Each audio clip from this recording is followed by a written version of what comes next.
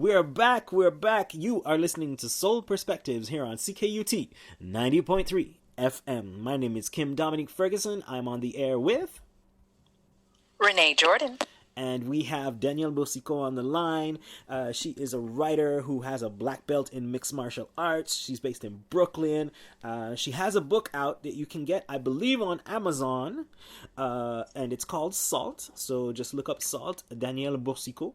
And you got a project that you're working on currently, that you've been working on for a little bit. I do.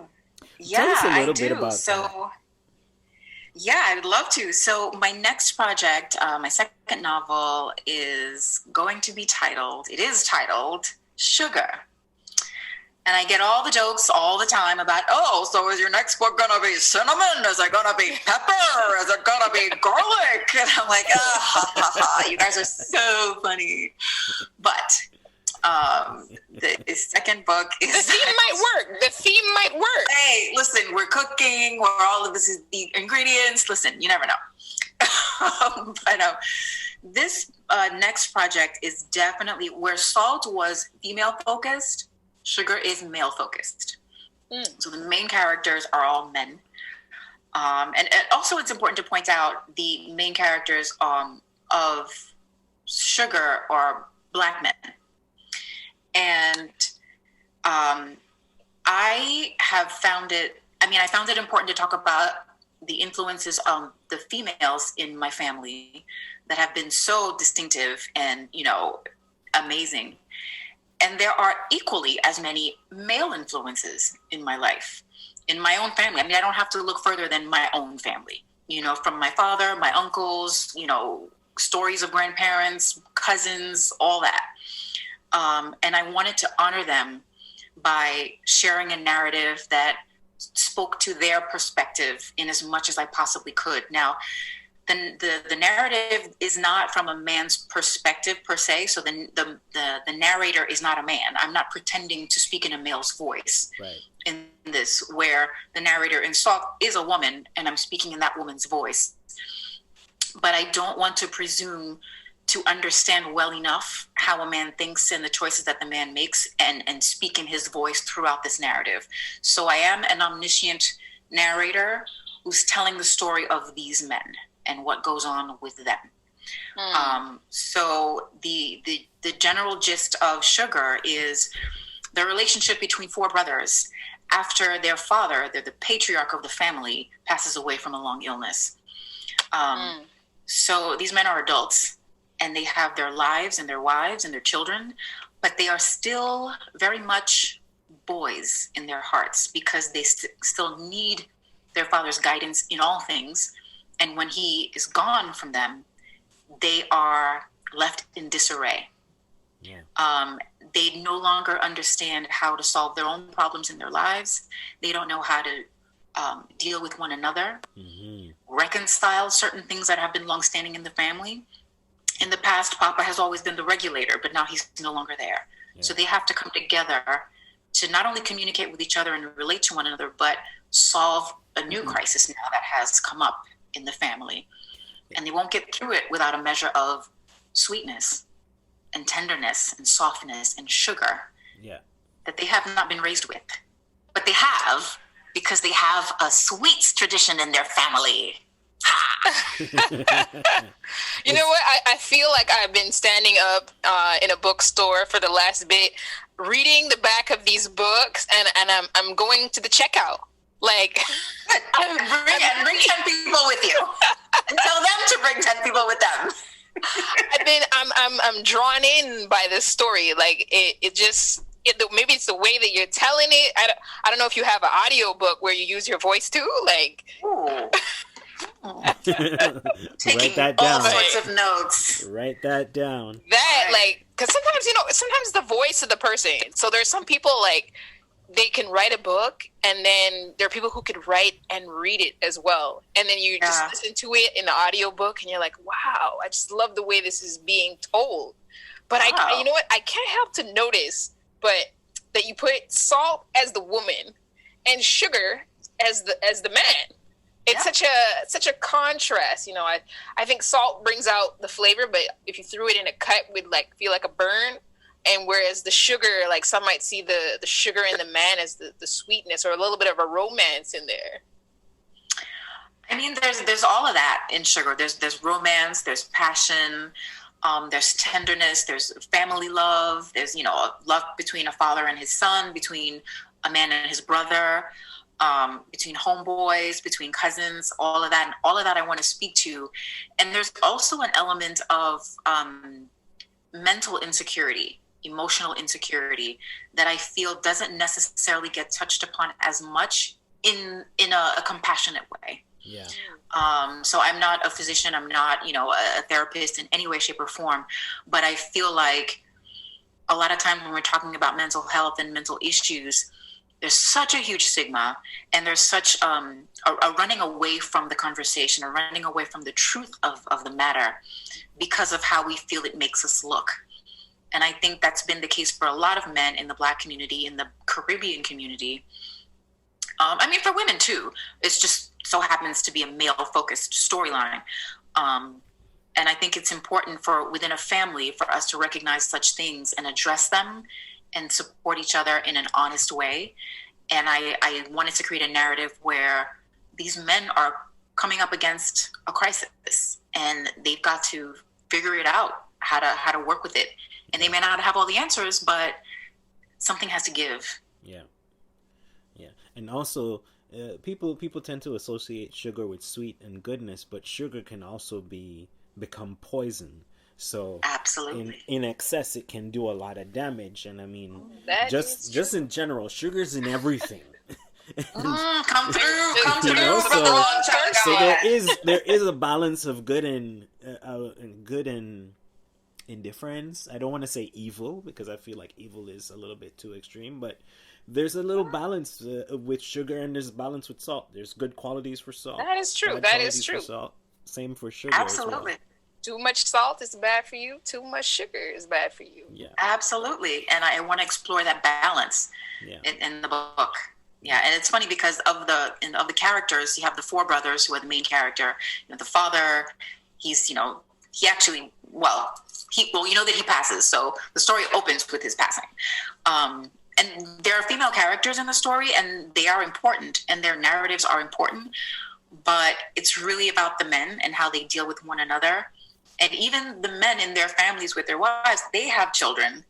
They have nothing but boys. And it's only one of those brothers who has a girl. And that plays a part in the storyline. So you got the men and then their sons, and then the one random little girl that's in there. Right.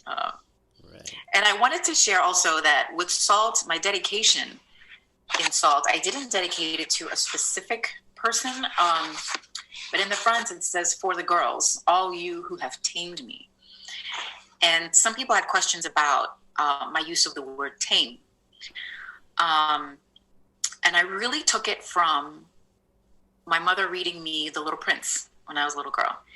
And in French, the word tame is apprivoiser. So it doesn't necessarily have the same connotation that you readily think of when you say it in English. So when you say English taming, it's like you're dominating something, you're controlling something, you're really reducing it to the behavior that you want. You're taming it, like you're taming your hair, you're taming a lion. We think of it as an animal or something. Right, or definitely an element of control. Yeah. Whereas I grew up seeing the term apprivoiser as, yes, you're learning to control certain elements of the behavior, but you're kind of learning to get to know. I saw it more as getting to know and learning that other person so that you know how to deal with them, and vice versa. It's so kind of like a stone in a river. Like the stone is jagged, and over time it becomes smooth from the water. It doesn't really... It changes the stone a little, but the stone is still a stone. Right. It's just a little bit gentler and softer. Yeah. So I wanted my girls to know that they have all contributed to me being who I am. So these women contributed to the narrator being who she is, but my girls who are younger than me have all and continue to contribute to who I am right now and who I strive to be for them.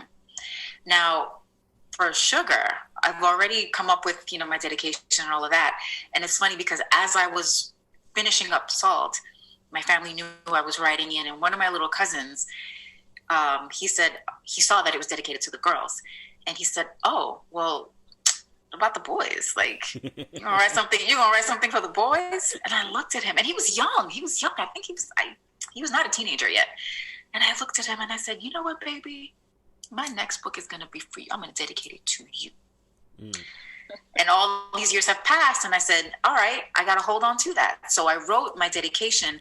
I mean, there are more names in the dedication, but his name is going to be first and prominent because I made that promise to him, and I didn't want to go back on that. And I want him to remember that it took all this time, but his life and his experiences and his existence has gone into this work, and it's for him and for them. So where I say, for all the girls who have tamed me, my dedication for Sugar is to all the men that I belong to and who belong to me. Wow. That is very beautiful.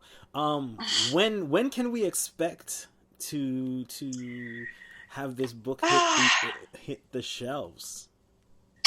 Listen, brother love, child of God, you can't ask a writer that. That is way too much pressure. Okay. Do you have a projected date? I can tell you that it is very close to being completed, and I'm actively searching for a male editor to work through this with me. So the editor that I worked with on Salt was a lady that I met through LinkedIn, and we worked beautifully together.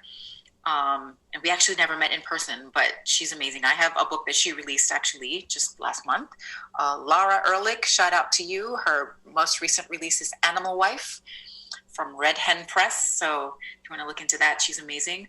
But I'd like to work with a male editor, preferably a Black male editor, just so that I can have a person on my team who can check me and look at what I'm writing and say, girl, or girl, yes, in a very emphatic and clear way. So I don't want to do the brothers wrong. I want to come correct. So I hope to find a Black male editor, but make it as tight as possible before I hand it to that editor so that there'll be not so much work to do.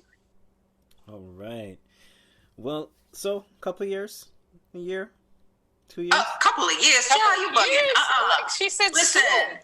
This thing needs to be wrapped up and spanked and put to bed before the end of 2020, okay? There you go. There you go. Right. COVID has taught us one thing, is to take this time, use it, and get it together. Right. Thank you so much, Danielle, for coming on and talking to us about this project. Where can people find you? Well, I'm so horrible at self-promotion, but since you're putting me on the spot. No, actually, you're really good at it. Really good at it. Yeah. But keep going.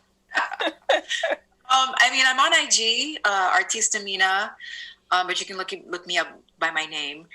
I will be reviving my MS blog. My book is on Amazon. I'm also on Twitter, Danielle Boursiquot. Please spell that because... Yes. Danielle, so Danielle, Danielle, Boursiquot, Boursiquot. That's how I learned how to spell my own name when I was a little girl. I sang it. It's like Boursiquot. You can sing it and remember how to spell it. Yeah. All right. So please go check her out on the socials, Instagram, Twitters, and we're going to be posting the links and the book, as well. The book is where? It's on Amazon. Book is on Amazon.com.ca.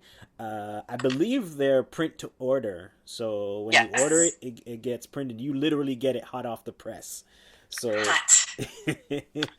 order their book, get a copy, and look out for Sugar. That's going to be coming out 2020, 2021.